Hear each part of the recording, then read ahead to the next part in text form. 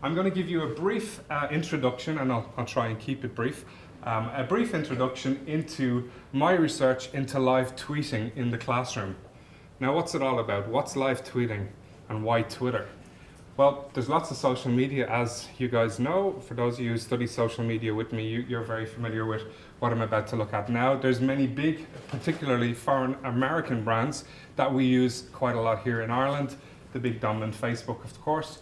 Twitter, one of the biggest in the world also. So why did I pick Twitter over Facebook for my research into live tweeting? It's because primarily of the public nature of Twitter. Twitter is by definition much more public compared to Facebook, which is obviously much more personal. And many of the other social media that I decided not to go with, once again, are much more personal. There is that sense of inappropriateness if an educator at any level decides to connect with their students at any level or any age via Facebook.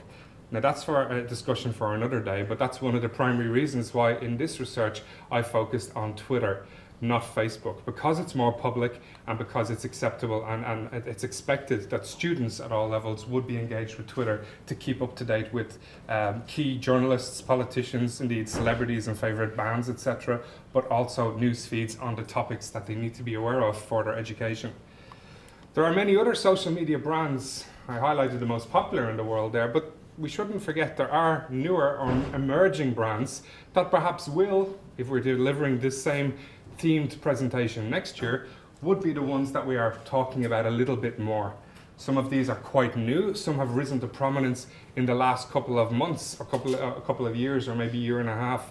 Some of them have been, say, swallowed up by the big players, Facebook, like Instagram, and indeed many young people are leaving Facebook, in their millions in America, by the way, to join sites like Instagram and Snapchat and more modern sites. Suffice it to say that internationally there's many social media brands, some of which here in Ireland we've probably never heard of, and we can even subdivide our social media brands by conversation. Now all of these slides will be available on ittdublin.ie/smart. In fact, they're already there, so there's no need to take anything down, and you can see this in more detail yourself in your own time. I know it's quite difficult to see there. Suffice it to say, we can subdivide our brands in social media by specific purpose of conversation. The social media that we use perhaps for chatting, online chatting versus online dating versus collaborative work versus sharing photographs or music or video streaming, etc.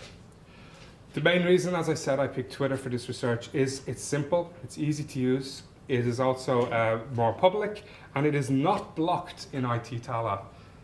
Facebook, like many educational establishments and companies and organizations, Facebook happens to be blocked by a large proportion of educational establishments and companies because they don't want their workers, or indeed in college, they don't want their students keeping all the computers busy with Facebook. This also happened with Bebo and MySpace maybe 7-8 years ago. Twitter, because it's encouraged by lecturers that students follow specific Twitter feeds, is not blocked in IT Tallaght, and that was one of the other deciding factors for me choosing Twitter. My research into Twitter and into live tweeting is the use of it to increase student engagement with lectures and to improve revision. It was a simple idea. I wanted to see if, by encouraging students to live tweet in class, it could help them be better students. I don't mean better behaved students, I mean to learn more, to remember more, to have better exam performance, to be more engaged in class, to contribute in class, particularly for the shy learner, and to develop a range of skills that our research, as part of the Department of Management's research 2 years ago into our programmatic review, found from industry and other stakeholders were the key skills that were demanded by employers of business graduates.